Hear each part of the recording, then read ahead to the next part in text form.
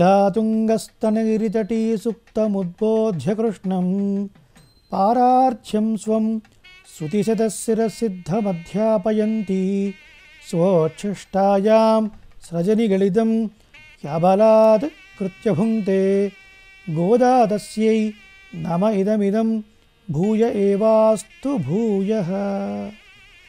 ETV life ఆధ్యాత్మిక channel ప్రేక్షకులకు నమస్కారం. తిరుప్పావై కార్యక్రమానికి స్వాగతం.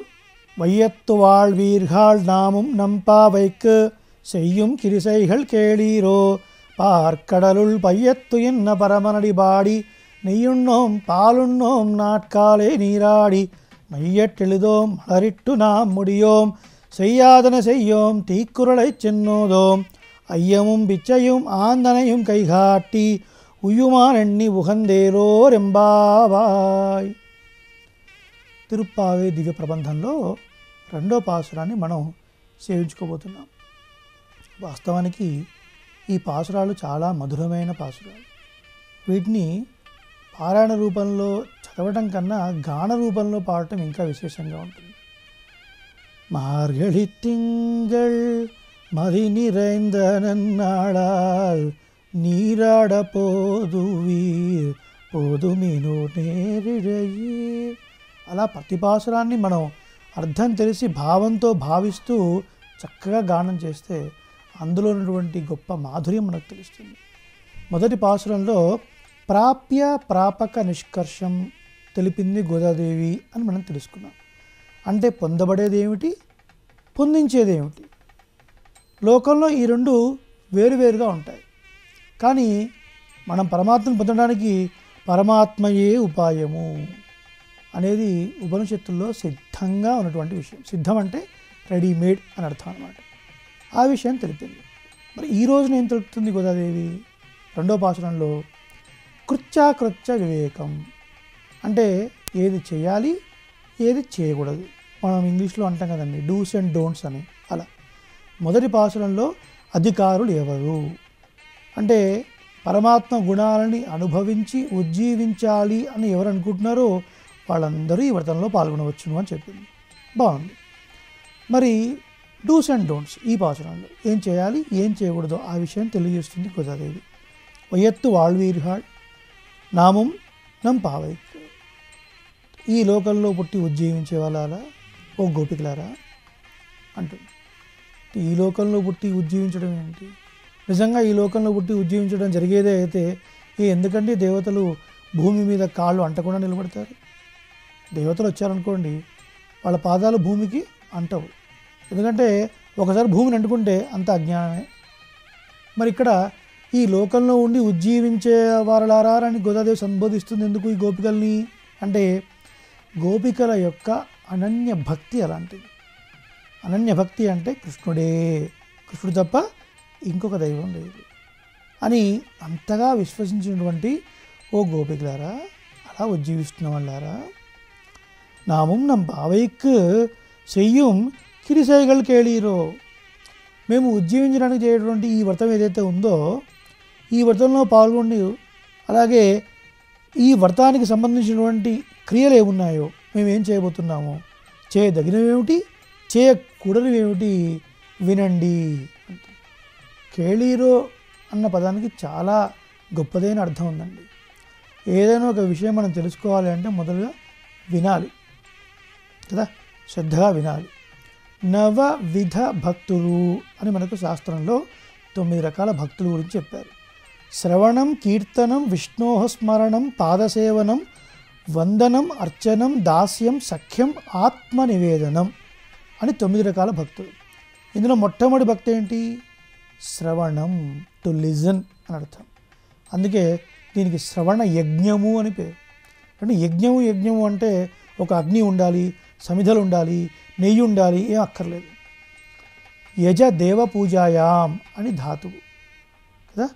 అంటే భగవంతుని అర్చన రూపమైన ఏదైనా కూడా యజ్ఞం అనబడుతుంది.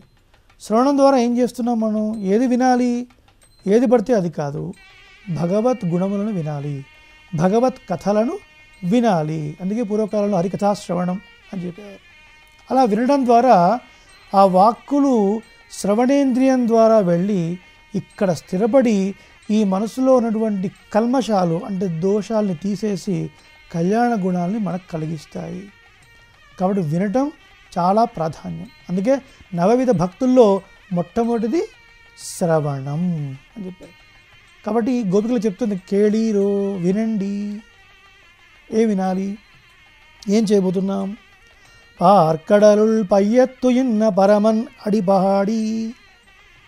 ఈ వ్రతంలో పాల్గొన్న అందరూ కూడా డూస్ అండ్ డోంట్స్ అనుకున్నాం కదా. ఏం చేస్తాం మేము? పార్కడలుల్ పాల సముద్రంలో మెల్లగా ఆదిశేషుడి పైన శయనించి ఉన్నటువంటి ఆ స్వామి యొక్క అడిపాడి పాదములను కీర్తించి. అంటే పాదాలను కీర్తించడం అంటే చేతుల్ని శిరస్సుని కీర్తించరా? అలా కాదు అర్థం. ఇక్కడ పాదాన్ని ఉపలక్షణంగా చెప్పారు. ఉపలక్షణం అంటే ఇది చెప్తే మిగతావన్నీ చెప్పినట్టే అండి అని అర్థం. కాబట్టి పాదాన్ని చెప్పినారంటే ఏంటి అర్థం ఏంటి? ఆ దివ్యమంగళ విగ్రహాన్ని కీర్తించి పరమన్ అడిపాడి వారిని కీర్తిస్తాను.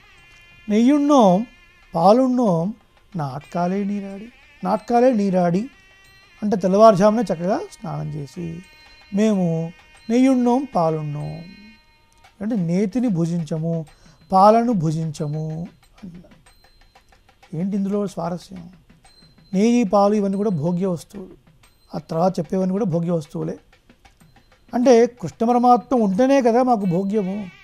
ఆ కృష్ణుడు లేనప్పుడు మేము ఇవన్నీ సేవించాము అని ఒక అర్థం.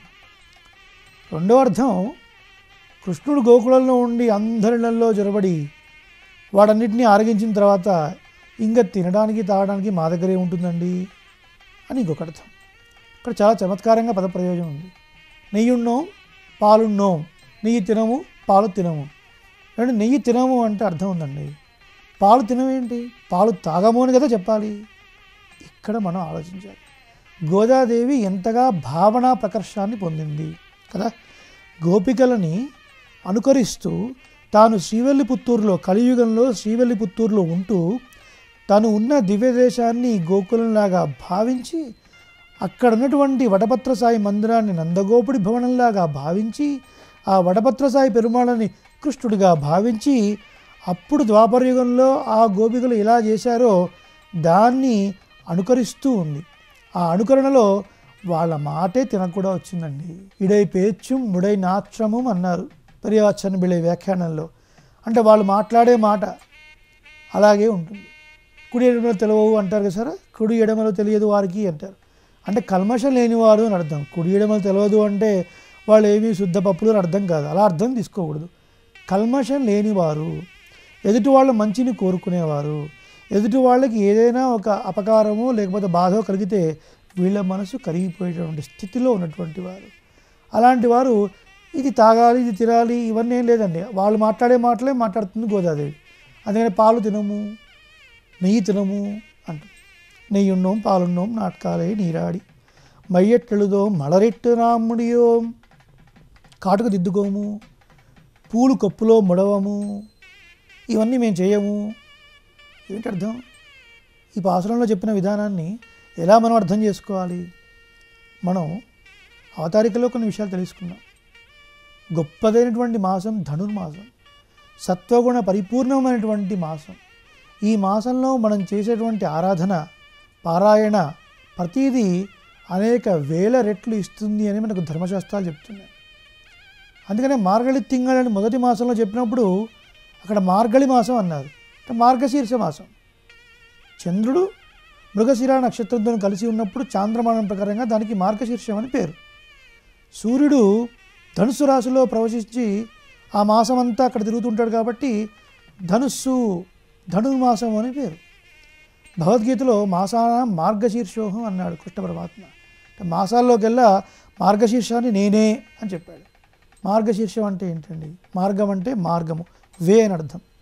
శీర్షము అంటే శిరస్థానంలో ఉంది, గొప్పదైంది అని అర్థం. ఏ మార్గము? బంజారా హిల్స్ నుంచి కూకట్పల్లి వెళ్ళాలంటే ఏది మంచి మార్గము? ఆ మార్గం అది కాదు. భగవంతుణ్ణి చేరుకోవడానికి ఏ మార్గం ఉందో, భగవంతుని ఉపాసన చేయడానికి ఏ మార్గం మీరు అవలంబిస్తున్నారో అలాంటి గొప్ప మార్గంలో మార్గశీర్షం ఆ మాసం నేను అన్నాడు. కాబట్టి మార్గశీర్ష మాసంలో మనం తలపెట్టే కార్యక్రమాలు ఏవైనా అనేక వందల వేల రెట్లు మనకు ఫలాన్ని ఇస్తాయి అని మనకు ధర్మశాస్త్రాలు చెప్తున్నాయి. మరి ఇప్పుడు ఈ పదాన్ని మనం ఎలా అర్థం చేసుకోవాలి? కాటుక పెట్టము అంటే అలంకరణ చేసుకోము, పూలు ముడవము అంటే భోగ్య పదార్థాలను మేము వదిలేస్తామండి. సత్వగుణ ప్రధానమైన మాసంలో ఆ పరమాత్మను చేరుకోవడం కోసము మేము ఈ పదాన్ని చేస్తున్నాం. సత్వాత్ సంజాయతే జ్ఞానం అన్నారు.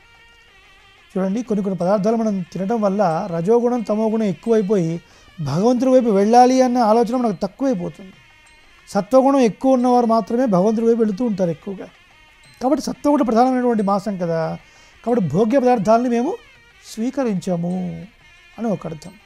కాబట్టి మనం కూడా ఈ మాసంలో చాలా మితంగా ఆహారాన్ని తీసుకోవడం, సత్వగుణ ప్రధానమైనటువంటి ఆహారాన్ని తీసుకోవడం మనకు ముఖ్యమైనటువంటి ఒక విధి. అలాగే కృష్ణుడు ఉంటే కదండి మేము అలంకరించుకోవాలి. కృష్ణుడు మా పక్కన లేనప్పుడు మేము కాటుగా పూలు ఎవరి కోసం పెట్టుకోవాలి? మేము ఇలా వ్రతం చేస్తున్నప్పుడు కృష్ణుడు చూసి, ఏంటర్రా గోపికలరా ఇలా ఉన్నారు, మీరు కాటుగా పెట్టుకోలేదేంటి, పూలు పెట్టుకోలేదేంటి అని కృష్ణుడే చూసి దగ్గరకు వచ్చి ఆయనే కాటుక దిద్దాలి, ఆయనే పూలు ముడవాలి. కృష్ణుడి కోసం మేము అలంకరించుకోవడం కృష్ణుని ఆనందం కోసం మేము చేసే పని తప్ప మా ఆనందం కోసం మేము చేసేవి ఉందండి అన్న గొప్ప అర్థాన్ని మనకి ఇందులో చెప్తున్నారు. కాబట్టి భోగ్యమైనటువంటి వాటిని ఏవి మేము స్వీకరించము, పాలు భుజించము, నెయ్యి భుజించము, కాటుగా పెట్టుకోము, అలాగే పూలు ముడవము. మలరిట్టు నా ముడియోం చెయ్యాదన చెయ్యోం తీక్కురలై చెన్నోదం. ఇది చాలా ప్రధానమైనది. మా పెద్దలు ఏవి చేయలేదో మేము అవి చేయం. ఇప్పటి కాలంలో 360 డిగ్రీ రివర్స్. పెద్దలు ఒకటి చేయండి అంటే ఎందుకు చేయాలి అని ప్రశ్న, ఇది చేయకూడదు అంటే ఎందుకు చేయకూడదు అని ప్రశ్న. ఇది చెప్పడం కోసమే త్రేతాయుగంలో శ్రీరామచంద్రమూర్తి మానవుడిగా అవతరించి దశవర్ష సహస్రాణి దశవర్ష శతానిచ 11,000 సంవత్సరాలు ఈ భూమండలాన్ని పరిపాలించాడు. కేవలం పరిపాలన కాదండి, కేవలం ఉపదేశం కాదండి, ధర్మాన్ని తాను అనుష్ఠించి చూపించాడు. అందులో ముఖ్యమైనటువంటి విషయం ఏమిటి? పెద్దలు చెప్పిన మాట చిన్నవాళ్ళు వినవలెను. ఇప్పుడు లోపించింది అదే వాస్తవంగా. కాబట్టి మా పెద్దలు ఇది చేయొద్దు అంటే మేము చేయము, మా పెద్దలు ఇది చేశారు అంటే ఇది మాత్రం మేము చేస్తాం కదండి. ఇప్పుడు జనరేషన్ వాళ్ళు తెలుసుకోవాల్సింది ఏంటంటే ప్రతిదానికి ఒక రీజనింగ్, ప్రతిదానికి ఒక ఎక్స్పెరిమెంట్, ప్రతిదానికి ఒక రిజల్ట్ మేము కళ్ళతో చూస్తే తప్ప నమ్మము. మీరు ఏదో వ్రతం చేయమంటున్నారు, మీరు ఏదో పాసులో చదవమంటున్నారు, దీనివల్ల ఏంటి ప్రయోజనము? ప్రతిదీ చూపించడానికి కుదరదు. మన పెద్దలు దీన్ని ఆచరించారు, భక్తి శ్రద్ధలతోని ఆచరించి లౌకికంగా కావాల్సిన సుఖాల్ని పొందారు, భగవంతుని కూడా పొందారు. అంతటి గొప్ప వ్రతం. కాబట్టి మా పెద్దలు ఏది ఆచరించారో అది మేము ఆచరిస్తున్నాము. ఇది మొట్టమొదటి. తీక్కురలై చెన్నోదం. ఒక చోటికి వెళ్ళి తీక్కురళ్ అంటే ఒకరి గురించి మేము చాడీలు చెప్పము. ఇది కూడా చాలా ముఖ్యం. ముందు ఒక మాట మాట్లాడటం, వెనకాల ఒక మాట మాట్లాడటం, వారు ముందున్నప్పుడు ఆహా ఓహో అనడం, వారు వెళ్ళిపోయిన తర్వాత వీరు ఇట్లాగండి వారు అట్లాగండి. ఏమంటే ధనుర్మాసంలో మాత్రం చెప్పకుండా ఆ తర్వాత 11 నెలలు చెప్పొచ్చా? అది కూడా లేదు, ఎప్పుడు కూడా చెప్పకూడదు. తీక్కురలే చెన్నోదం అంటే ఎవరి గురించి కూడా మనం చాడీలు చెప్పవద్దు, ఎవరి గురించి చెడుగా మాట్లాడవద్దు. ప్రతి వ్యక్తిలో కూడా గుణములు ఉంటాయి, దోషాలు ఉంటాయండి. దోషాలు పక్కన పెట్టండి, ఏ మంచి గుణాలు ఉన్నాయో వాటినే స్వీకరించండి చాలు. మనం ఉజ్జీవించాలి అంటే ప్రతి వ్యక్తిలో ఏవో కొన్ని మంచి గుణాలు ఉంటాయి, వాటిని మనం స్వీకరించాలి అని చెప్తున్నారు. తర్వాత అయ్యముం పిచ్చయం ఆందనయం కైకాట్టి. జ్ఞానాధికులైనటువంటి పండితులకు చక్కగా మేము సత్కారాలు చేస్తాము. అయ్యము అంటే అది అర్థం అన్నమాట. అంటే పండితులు బ్రాహ్మణులు వీళ్ళందరినీ చక్కగా సేవిస్తాము.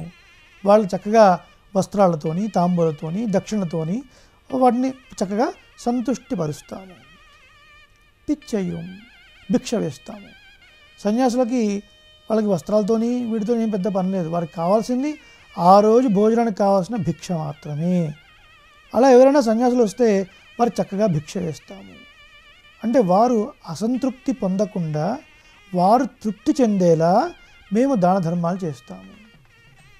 ఇవాళ ఏ చిన్న సెలబ్రేషన్ అయినా కొన్ని వందల వేల రూపాయలు ఖర్చు పెడుతున్నాం కదా, దాన్ని ఏం తప్పుపడటం లేదు, మీరు చేసుకోండి, దానికి ఎటువంటి ఇబ్బంది లేదు.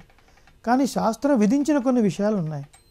మన జన్మదినము, వివాహ మహోత్సవ దినము, ఇంకేదో ఉన్నప్పుడు మన దగ్గరలో దేవాలయానికి వెళ్ళటం, అక్కడ అర్చకులకి దక్షిణ తాంబూలాలు ఇవ్వటం, లేదా మన చుట్టుపక్కల పండితులు ఎవరైనా ఉంటే, ఇతిహాస పురాణ ప్రబంధ ప్రవచనాలు చెప్పేటువంటి పెద్దలు ఎవరైనా ఉన్నప్పుడు ప్రయత్నపూర్వకంగా విత్ అవర్ ఓన్ ఎఫర్ట్స్ వాళ్ళ దగ్గరికి వెళ్ళటం, వెళ్ళి వాళ్ళని సత్కరించడం, ఇవన్నీ మనం చేయాలి. ఎందుకు చేయాలి ఇవన్నీ అంటే వారి యొక్క మంగళాశాసనాలు మనం పొందాలి. మంగళాశాసనం అంటే ఏంటి? మంగళమును ఆశాసించుట. మంగళము అంటే మంచి అని అర్థం, ఆ మంచిని కోరుట అని అర్థం. వారు ఏం చేస్తారు?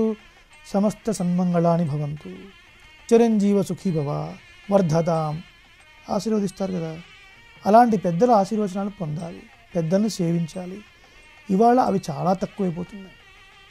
ప్రతి సెలబ్రేషన్ అట్టహాసంగా చేస్తున్నారు, మంచిదే, చేయాలి. కానీ చేయవలసిన పనుల్ని విస్మరించి చేయకూడనివి ఎక్కువ చేయడం అంత సమంజసం కాదు. కాబట్టి మీరు కూడా అందరూ ఆలోచించాలి. మన సనాతన హిందూ ధర్మం చక్కగా ఉండాలి అంటే పెద్దలు ఏ మార్గాన్ని అనుసరించాలో దాన్ని మనం అనుసరిస్తూ ఇలాంటివన్నీ చేయాలి. ఆ విషయాన్ని మనకు చెప్తుంది గోదాదేవి. జ్ఞానం అధికంగా ఉన్నటువంటి పెద్దల్ని, పండితుల్ని చక్కగా సత్కరిస్తాము. అలాగే సాధువులకు చక్కగా భిక్ష వేస్తాము. ఎలా? వారు తృప్తిపడేట్టుగా. కైకాట్టి అంటే ఎన్ని చేసినా కూడా మేము అన్ని చేసామండి, మేము ఇన్ని చేసామండి, పలానా చోట ₹1,00,00,000 ఇచ్చామండి, పలానా చోట ₹1,00,000 ఇచ్చామండి, ఇవన్నీ ఏం చెప్పుకో, ఈ చేతితో ఇచ్చింది ఈ చేతి తెలియకుండా ఇస్తాము అని ఒకసారి ఇలా దులుపుకుంటాం. కైకాట్టి ఏం చేసామో మాకు తెలియదండి అన్నట్టుగా. ఏది ఇచ్చినా నేను ఇస్తున్నాను అన్న భావంతో ఇవ్వకూడదు. పరమాత్మ ఇచ్చేటువంటి ఒక భాగ్యాన్ని కల్పించాడు అని ఇవ్వాలి. తిట్టుకుంటూ ఇవ్వకూడదు, సంతోషంగా ఇవ్వాలి. అలాగే గర్వంగా ఇవ్వకూడదు, సిగ్గుపడుతూ ఇవ్వాలి. సిగ్గుపడడం దేనికండి? పరమాత్మ ఇన్ని ఇచ్చాడు కానీ ఈ కొంత మాత్రమే చేస్తున్నానే అన్న భావనతో ఇవ్వాలి. ఇగో ఇన్ని చెప్పింది ధర్మశాస్త్రం.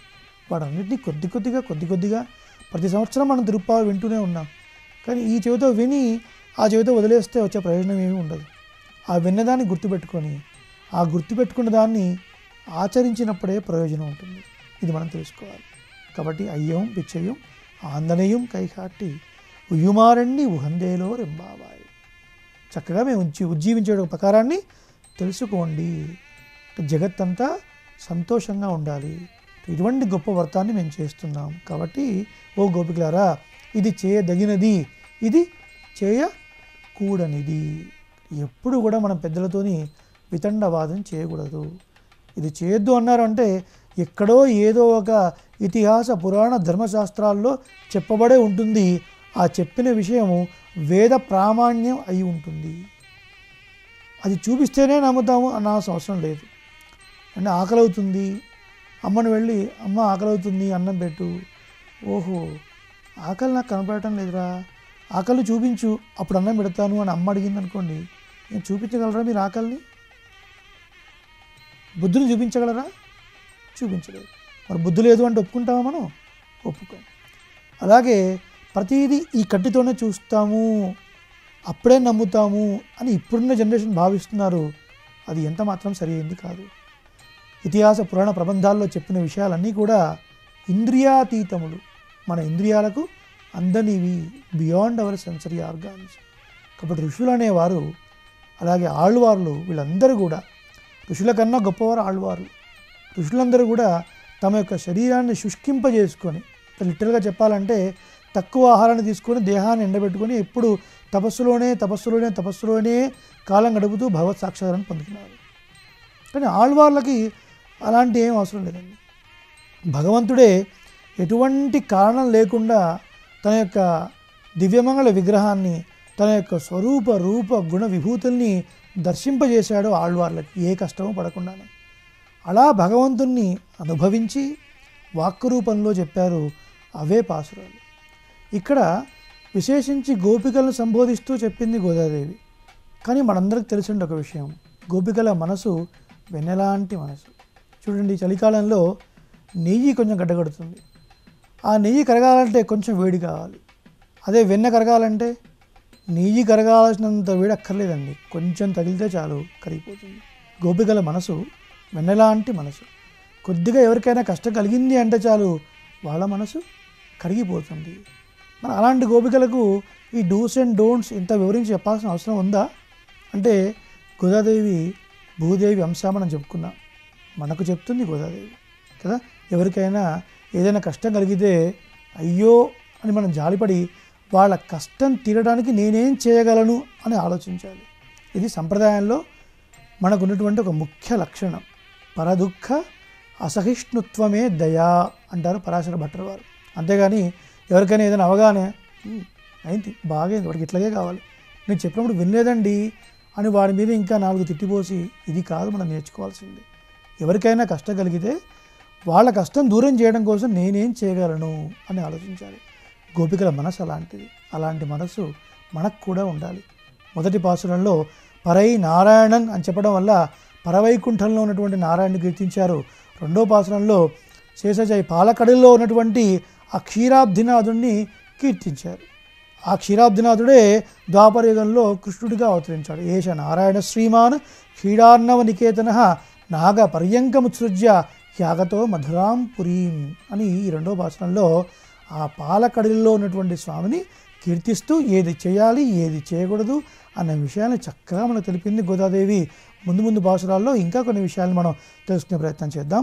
మాతృషా కించనత్రాణ బద్ధకంకణపాణయే విష్ణుచిత్తతనూజాయై గోదాయై నిత్యమంగళం. జయ శ్రీమన్నారాయణ. శ్రీమతే రామానుజాయ నమః. స్వస్తి.